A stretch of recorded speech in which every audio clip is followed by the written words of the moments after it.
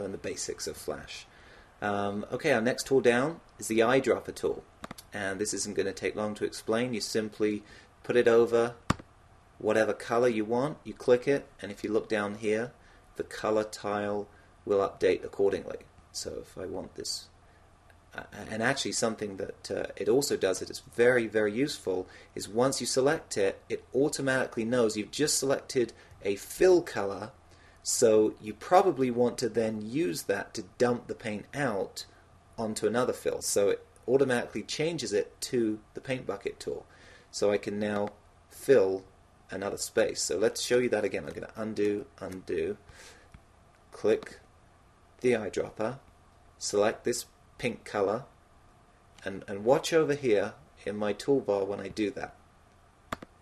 Okay, two things happened. Number one, it changed to the pink color in my fill color, and it changed my active tool from an eyedropper to the paint bucket because it intuitively knows that if I've picked up a color, I'm probably going to use it, which I am.